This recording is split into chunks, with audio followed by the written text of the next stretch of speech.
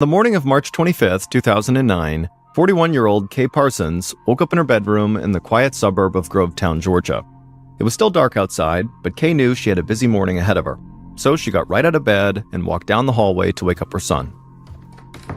When she went into his room, her son, who was 12 years old, immediately began complaining that he didn't want to wake up yet, but Kay just flipped on his lights and said, "Come on, you gotta get ready for school." Once Kay saw her son actually climb out of bed and begin to get dressed, she rushed downstairs and poured him a bowl of cereal and left it on the table, and then called up to him and said, "Come on, come down, eat your breakfast." And then Kay rushed right back upstairs into her bedroom to get dressed.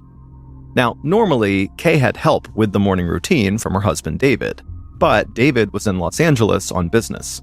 David was a career military man who had become a successful civilian contractor after retirement, which meant David worked for the military, but he was not actually a member of the military. And generally speaking, civilian contractors with the military make a lot of money.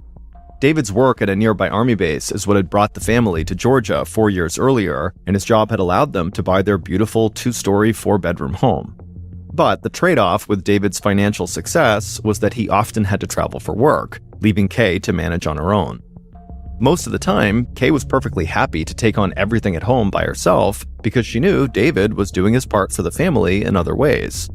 Kay and David had been together since they were in high school, and people who knew them said they had the kind of partnership that made other couples jealous. They seemed to function as this perfect unit, and they always knew how to help the other. But the truth was, behind the scenes, Kay and David were not perfect, and lately they had been going through a really rough patch. They'd been getting in these horrible fights, and then after the fights would end, they would just ignore each other for long periods of time. And so as Kay rushed around her bedroom getting dressed for the day, she couldn't help but feel kind of resentful towards David for not being here that morning to help her. But Kay quickly told herself she was being foolish. Even though they were fighting, she knew the reason David was gone was for work. He was there to help the family, and so she couldn't really be resentful about it. Once Kay was finished getting dressed, she ran to her son's bedroom and grabbed his backpack, and then went back downstairs to the kitchen. When she got there, her son said he was done eating, so Kay handed him his backpack, then she grabbed his empty cereal bowl and put it in the sink, and then she picked up her white leather handbag off the counter and took out her car keys. Then Kay stopped herself because she knew she was running around like a maniac, and she took a breath and then looked over at her son and smiled. Even when she and David were not getting along, they still made sure their son always felt like their house was filled with love and happiness. Kay's son smiled back at her, and then the two of them walked to the garage and got into Kay's car. Kay pulled out of the garage onto Hot Springs Drive, her quiet neighborhood street. And as she did, she looked over at the house next door, another beautiful brick home, strikingly similar to her own. And in many ways, Kay and her family's lives in Grovetown were directly connected with that house next door. On the day that Kay, David, and their son had moved in, their next-door neighbors, Becky and Tony Sears, and their 5 kids, had dropped by with food to welcome them to their new home. From then on, the two households became inseparable. The adults played tennis together, one of the Sears boys was on the same baseball team as Kay's son, and the two families had vacationed together. Becky even got Kay a job at Healing Hands, the physical therapy clinic where she worked. And not long after Kay and Becky had begun working together, they joined Weight Watchers together. And Kay gave Becky a lot of credit for helping her meet her weight loss goals. Every day, Becky wanted to compare weights and discuss who had lost the most. It made Kay anxious, but she had to admit, peer pressure worked. But in recent weeks, Kay had been so caught up in the problems she was having with her husband that she really hadn't even spoken to Becky. And as Kay drove past Becky's house that morning, she wished she could go back in time to when everything had seemed so perfect. After Kay dropped her son off at school, she went to a McDonald's drive-thru. Even though Kay was a part of Weight Watchers and was trying to lose weight, when she was really stressed out or rushed, she often treated herself to fast food. Kay quickly ate her McDonald's breakfast in the car as she drove back home. She was in a hurry because her handyman, Mitch Cozart, would be arriving at her house soon. Mitch was coming by to repair the back door. But as Kay drove, she was thinking about other projects she might ask him to take care of while he was already at the house. And Kay was still lost in her own thoughts about what she was going to ask him to do when she pulled back into her 2-car garage at around 7:15 a.m. Kay got out of her car and walked into the house carrying a half-finished cup of McDonald's coffee and an empty fast food bag. and within seconds of stepping foot inside of her house, Kay heard a loud crashing sound in the kitchen. It sounded like something breaking. Kay had no idea how anything could be falling in her kitchen, and so she quickly rushed around the corner to see what was going on. But what she saw in the kitchen was the last thing she expected. At 8:30 a.m., Kay's handyman, Mitch, walked onto Kay's front porch and rang the doorbell. He knew Kay was expecting him, so he was surprised when no one answered the door. After a few moments, Mitch pulled out his flip phone and called Kay, but Kay didn't pick up. Mitch peeked in the windows of the home, but he couldn't see anyone inside the house, so he walked around to the back. He was there to fix the elegant French doors that were in the back of the house, and so he figured he could at least take a look at the job while he was waiting for Kay. But when Mitch came around the corner of the house and actually saw these French doors, he froze, because one of the panes of glass in the French doors was completely shattered and the French door was open. He called out for Kay from the outside, but no one answered. Mitch had seen enough cop shows to know that he did not want to go inside this house himself and potentially leave fingerprints or footprints, and so instead, Mitch grabbed his phone again and he called 911 to report what appeared to be a break-in. But as Mitch was talking to the 911 operator, he noticed this young man with black hair sitting on the other side of the road on this rock, just staring at Mitch. And then as soon as Mitch got off the phone, the young man with black hair called out to him. Mitch walked across the street towards him, and as he did, he could see the young man looked pretty shaken up. When Mitch finally reached the young man, he told Mitch his name was Michael Bowers, and he lived next door to Kay, and he was actually Kay's friend Becky's oldest son, who was from a previous marriage. Mitch asked Michael if he was okay, but Michael said no. He said he'd overheard Mitch's phone calls to 911, so he knew that Kay's house had been broken into, and he told Mitch that his own house had been broken into as well. He said the house was ransacked with drawers emptied onto the floor and the whole place was a mess. Michael said he had just called his mother at work to let her know. At this point, Mitch was very worried, and he told Michael to stay right where he was and to not go back inside of his house because whoever had broken in might still be there. Then Mitch went back across the street to his truck and he pulled out the gun he kept in the glove compartment just in case. Then he went back across the street and waited with Michael for the police to arrive.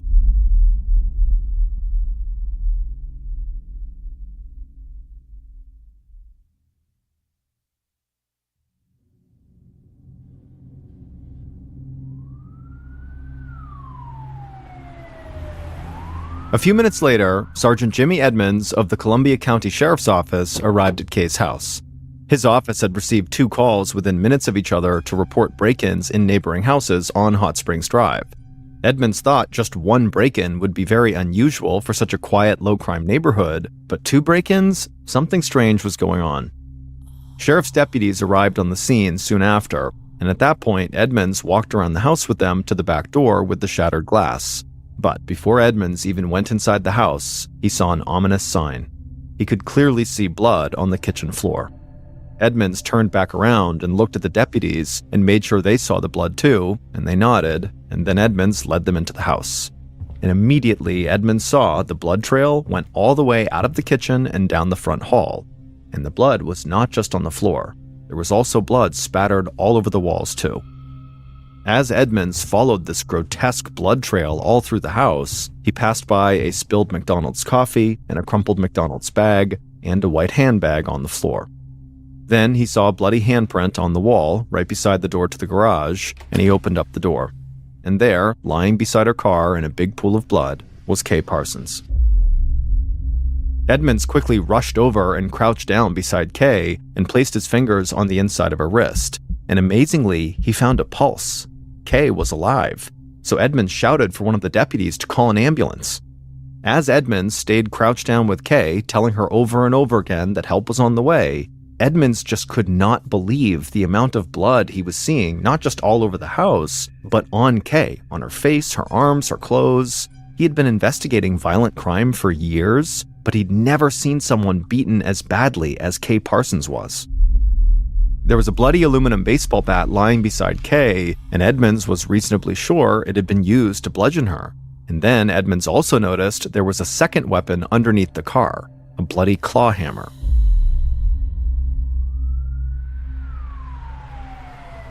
Seconds later, the ambulance finally arrived and Kay was rushed to the hospital.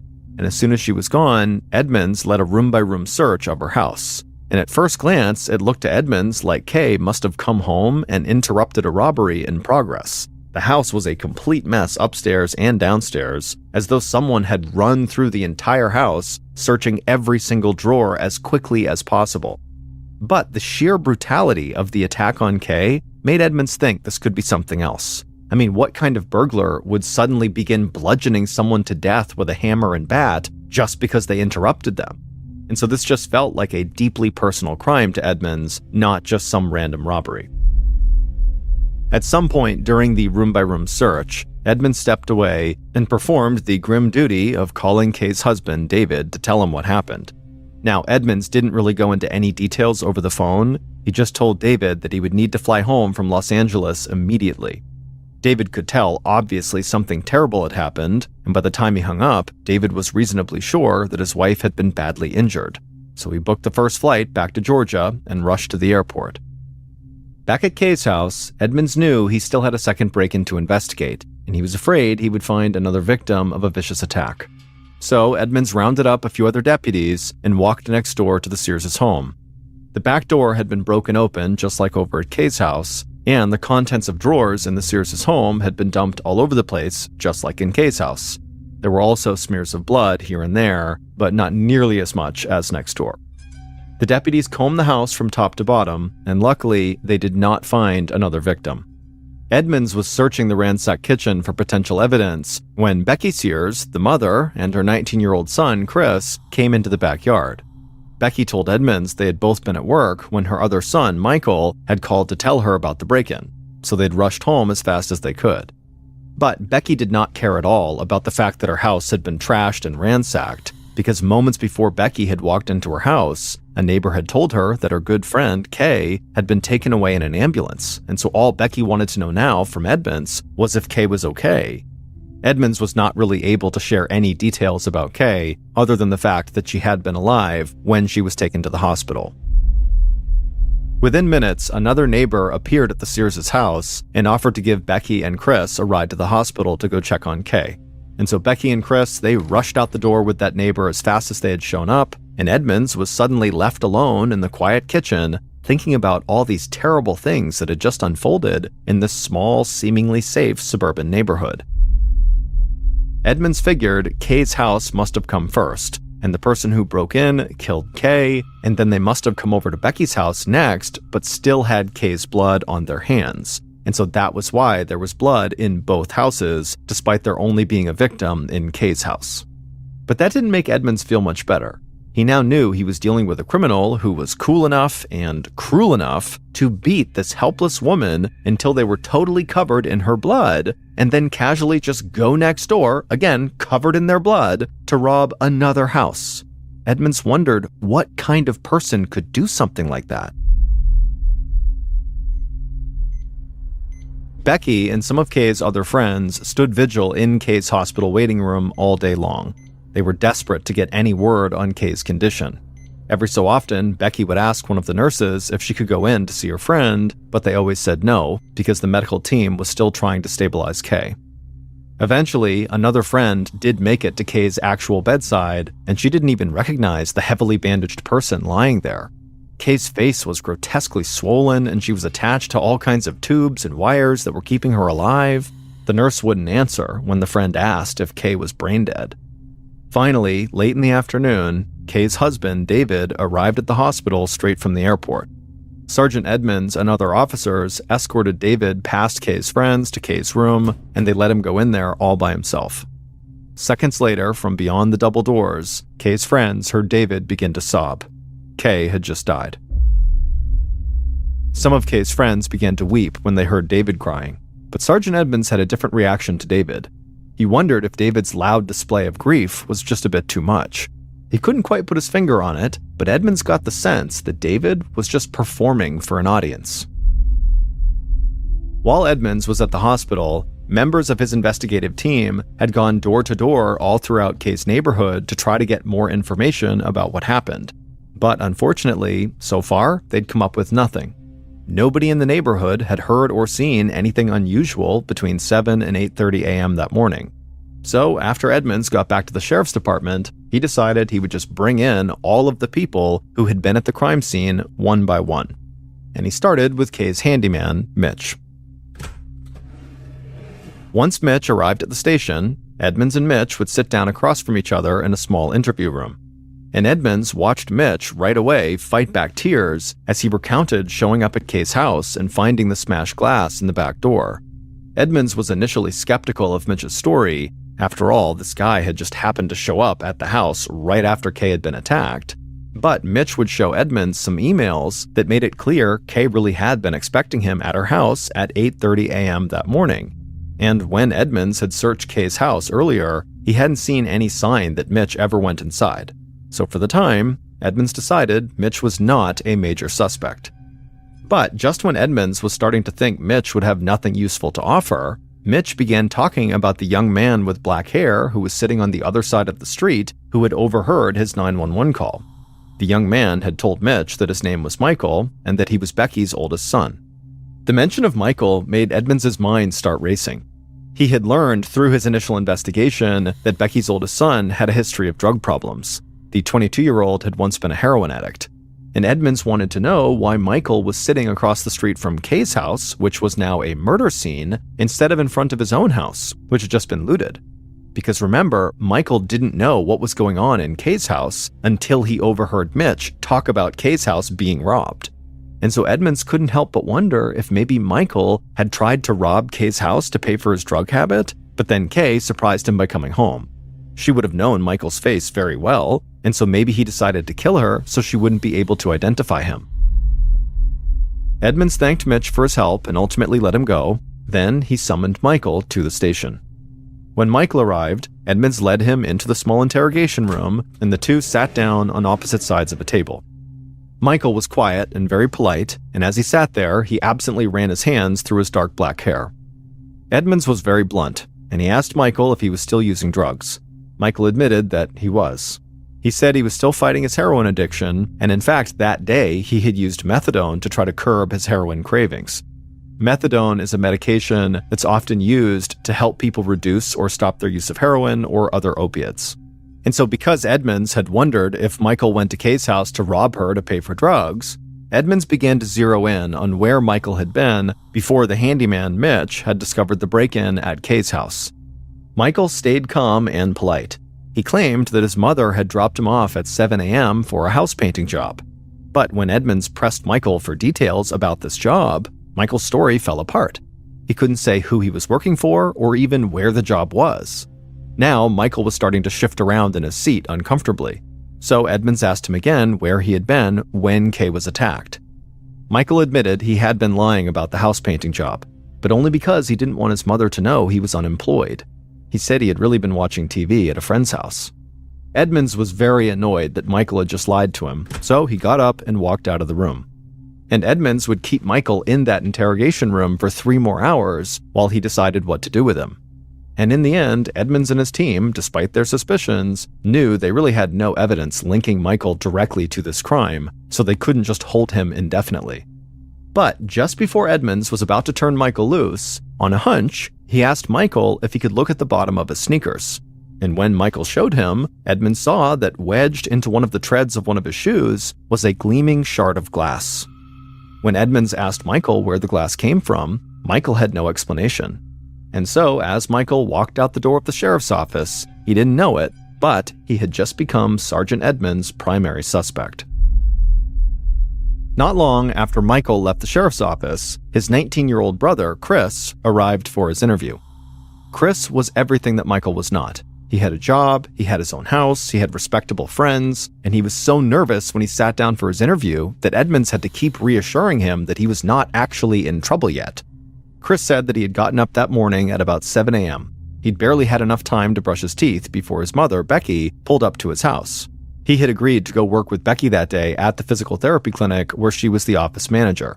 Chris was going to help out with several odd jobs around the building, but when his brother Michael had called about the break-in, Chris and his mom had left the clinic right away. Then Edmunds got Chris talking about his brother Michael, and the conversation soon turned to Michael's drug habit. Chris confirmed that his brother was taking methadone again and struggling with his heroin addiction, and he was hanging with a very bad crowd. At this, Edmunds immediately grabbed a sheet of paper and a pen, and he asked Chris to tell him the names of the people Michael was spending his time with, who in theory might commit the kind of violent crime he was investigating. Chris looked at him and he said, "You might need a larger piece of paper."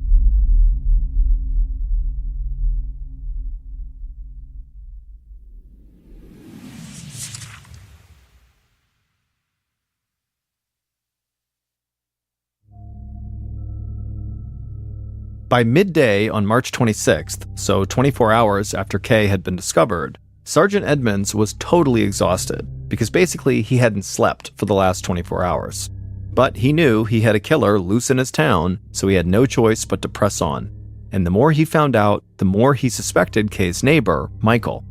First, Edmunds talked to the friend who Michael said he was with at the time of the murder. In a recorded conversation at the sheriff's office, Michael's friend emphatically said that he and Michael really had been watching TV together when Kay was attacked. But the friend offered to take a polygraph test right then and there, and he failed. Then, later in the afternoon, Edmunds called the owner of the physical therapy clinic where Kay's friend Becky worked, and the owner told Edmunds that Becky's son, Michael, had once stolen a company checkbook and written about $800 in bad checks before he was caught. The owner said he had agreed not to call the police after Becky had promised him that her son Michael would never step foot in the clinic again. But Edmunds still wondered whether the seemingly very laid-back and low-key Michael really had it in him to commit such a totally violent crime on this woman who seemed totally defenseless. But the evidence really was increasingly against Michael. The murder was looking more and more like a robbery gone wrong, either committed by Michael or one of his friends, and very likely just to get money for drugs. That evening, Michael and Chris's mother, Becky, was leaving work at the physical therapy clinic, and as she was walking down a dark walkway towards the parking lot, she thought she heard something in the bushes behind her. Becky turned around to see what the noise was, and she was totally startled to see a man wearing black clothes with a white baseball cap standing there in the bushes. Becky froze, and the man just started shouting at her that he wanted his money. Becky said she had no idea what he was talking about, but the man clearly was not playing around because he raised a gun and started waving it right in Becky's face. But Becky really didn't know anything about any money and so kept saying, I don't know. Finally, the man seemed to have enough and he lowered the gun from Becky's face to her left leg and he fired it right into her left shin. The bullet glanced off the bone and grazed Becky's right ankle. She felt a sharp pain rushing through both her legs and she collapsed to the ground. As Becky lay there stunned and bleeding, staring up, waiting to get shot again, the man actually lowered the gun and said next time he was going to shoot her right in the face. Then the man just turned and ran off into the darkness. Becky, who was totally in shock and had no idea what was going on, still managed to grab her phone in her pocket and she called 911. After an ambulance arrived and took Becky to the hospital, sheriff's deputies searched the nearby woods for the shooter. They didn't find him, but all of them assumed one thing. This attack was not random. This shooting had to be connected to the break-ins on Hot Springs Drive and to Kay's murder. Becky was resting comfortably in her hospital bed when Sergeant Edmunds arrived to speak with her. Becky seemed perfectly fine to talk about what happened, and she would give Sergeant Edmunds a very detailed account of her attack.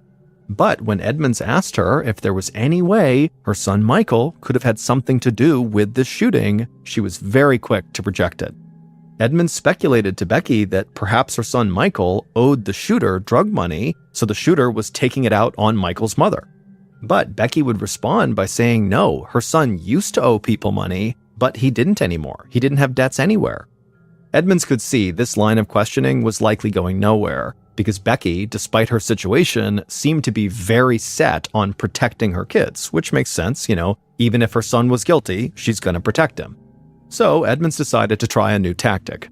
He asked Becky if she had any relationship troubles. Was there anyone in her personal circle who might want to hurt her? Becky didn't answer. She turned away from Edmunds and just kind of stared off into the distance. Then, without looking at him, she told him that she had a terrible secret that she had to get off her chest. Then, Becky told Edmunds she had cheated on her husband. She said her husband was a truck driver, which meant he was away a lot, and during his absences, she had turned to another man for comfort. But she insisted the affair was over and that she and her husband were working out their issues now. Edmunds had a lot more questions, but right at that moment, nurses began coming in and out of Becky's room to check on her. So for the time being, Edmunds just kind of let the topic slide without even finding out who this other man was who Becky had been romantically involved with. The next morning, March 27th, Edmunds was hoping that his third cup of coffee might finally wake him up. His investigation was only a few days in, but Edmunds had been going nonstop. Just then, Sergeant Edmunds' phone rang, and so he picked it up, and before he could even call out a greeting, the person who was calling him said they had information about Kay's murder that he needed to hear. Edmunds asked who the caller was, but they would only say they were close to Becky and her family. Then the caller said they knew who Becky was having an affair with. It was Kay's husband, David. The caller said the neighbors, Becky and David, had been having the affair for 6 months before the murder, writing love letters back and forth and hooking up all over town. Becky wanted both of them to leave their spouses so they could be together, but David was worried that he would lose custody of his son if he split from his wife. After the anonymous caller hung up, Edmunds desperately wanted to talk to Kay's husband, David, but he knew he would have to wait until after Kay's funeral, which was that afternoon. At Kay's funeral, David was surrounded by loving supporters who had no idea that he had been cheating on his murdered wife. But one of Kay's closest friends couldn't shake the feeling that David was acting strangely for a man at his wife's funeral. When she had given David a hug, he told her that he was sorry and that he never wanted this to happen. The friend didn't understand what that meant, but she didn't think it was the right time to ask. At the end of the service, David, Becky, and all of Kay's loved ones looked on with sorrowful expressions as 6 pallbearers carried Kay's casket out of the church. Then the pallbearers put the casket into a hearse for the trip to the cemetery. David walked with his son to a waiting car that would follow the hearse, but Sergeant Edmunds approached and stopped them. Edmunds took David by the arm and quietly told him that they needed to talk right away. He said he understood that the family was obviously grieving, but really this couldn't wait. Edmunds asked David to come to the station right after Kay was interred. That evening, David looked emotionally raw and weary when he sat down across from Edmunds in the small interrogation room at the sheriff's station. Edmunds then told David point blank that he was in serious trouble and that he would not be doing his son or his family any good if he lied right now to the police and ended up going to jail. David seemed to know what this was about, and he nodded in agreement. Then Edmunds asked him about the affair with Becky, and David definitely saw this coming because right away he just began confessing. David said his affair with Becky had started about 6 months earlier when she had flirted with him on the tennis court. They had been playing doubles against Becky's husband and Kay when Becky had made a bad shot. She had leaned in close and said to David that she was playing badly because he was distracting her. Not long after that, the two began meeting at his house, her mother's house, or in their cars like it was some kind of high school romance. David said that he and Becky had pledged their love for each other, but he was just not ready to upset his own marriage. He worried that if he got divorced, Kay would take their son far away from him and prevent him from seeing him. So David and Becky's affair remained secret. But then David said he had broken things off with Becky a month before Kay's murder. David had told Becky they couldn't be together, at least until his 12-year-old son had graduated from college. David said that Becky was devastated, but she had accepted his decision and decided instead to focus on her own relationship with her husband. And Becky really had begun working on that relationship with a bracing dose of honesty. She admitted to her husband that she had been having an affair with their neighbor, David, and her husband did not take it well. He was shocked and furious, and he immediately called Kay to ask if she knew that her husband, David, was having an affair with his wife, Becky. Kay was totally caught off guard and said she absolutely did not know that. After that, David had had no choice but to confess to Kay about the affair and then beg for Kay's forgiveness. And to his surprise, Kay had accepted his apology and said they would work through their crisis together. But Kay had said she would not have her family living next door to Becky any longer. She wanted to sell the house immediately. Kay had also quit her job where she and Becky worked together, and she vowed never to speak to her former friend again. David said he was done speaking to Becky too, and that he was ready to make a fresh start. When David finished talking, Edmunds just stared at him for a second, and then looked down at his notes. Edmunds had all of David's cell phone records, and he knew that David had continued talking to Becky after their supposed breakup, including a call that lasted nearly 2 hours on the night before Kay's murder.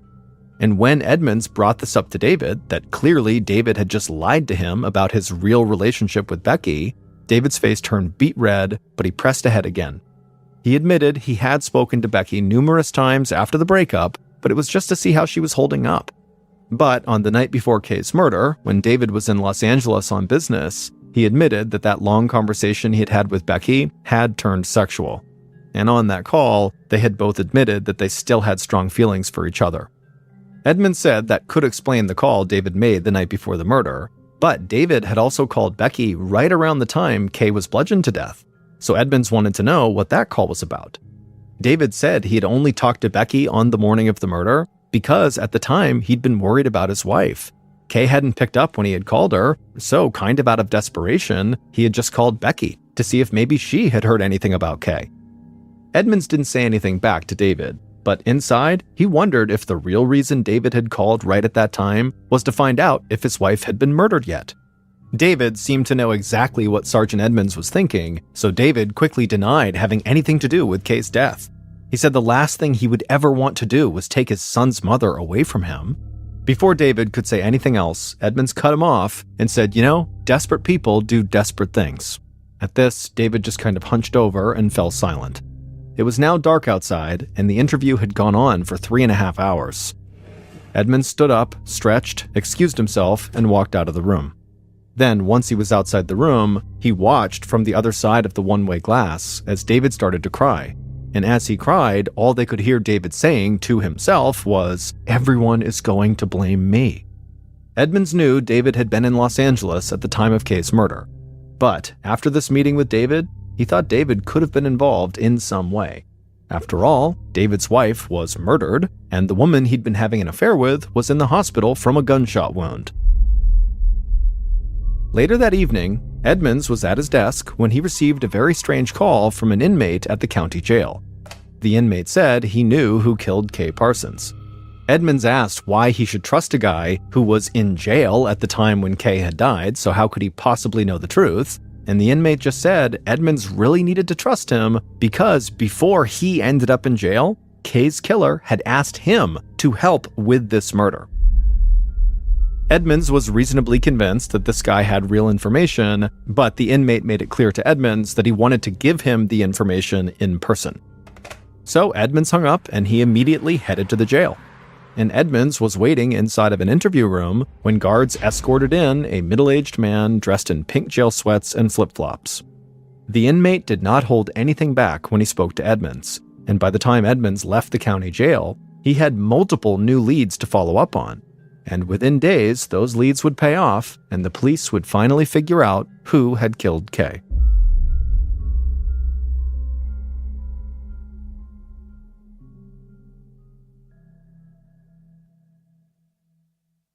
Based on information provided by that inmate, evidence found at the crime scene, and interviews conducted throughout the investigation, here is a reconstruction of what police believe happened to Kay Parsons on the morning of March 25th, 2009.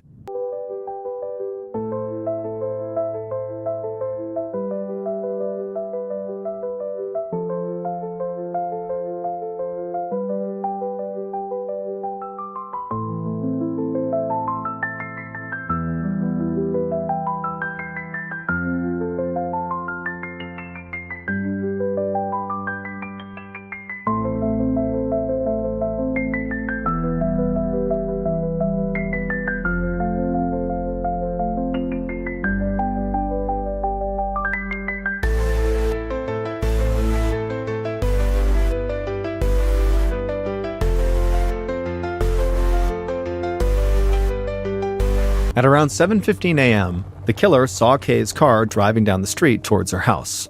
So the killer quickly darted around to the back of Kay's house to those French doors. The killer had a claw hammer in their hand, and so after looking around to make sure nobody could see them, they raised that hammer and then smashed in one of the glass panes on the French doors. Then the killer reached in through the opening, unlocked the door, and stepped inside of Kay's kitchen. Now, at the same time this was happening, Kay actually was entering the home through the front door. And so the killer figured Kay must have heard the glass shattering. So the killer just kind of clutched their hammer tight and waited to see what Kay would do. A few seconds later, Kay walked into the kitchen to see what was going on, and she saw a person standing there carrying a hammer, and so naturally she began to scream.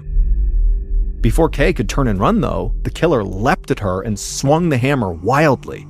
Kay immediately threw her arms up to protect her head and her face, but the killer just kept beating her arms with the hammer over and over again until she lowered them, at which point the killer began smashing Kay in the head and the torso, and blood began spraying everywhere. Kay stumbled backwards out of the kitchen, barely conscious, but somehow she managed to turn and actually run away from her killer. The killer was totally shocked that at this point Kay was still on her feet, and so for a second, the killer just stood there watching as Kay kind of stumbled down the hallway. But when Kay actually reached the door that led into the garage, the killer kind of realized what they needed to do, and they chased after Kay.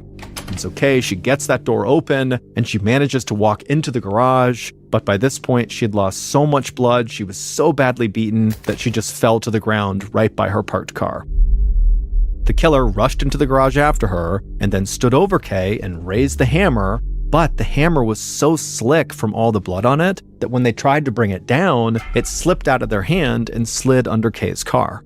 In a panic, the killer looked around the garage for another weapon to finish Kay off, and their eyes fell on the aluminum bat propped up against the wall.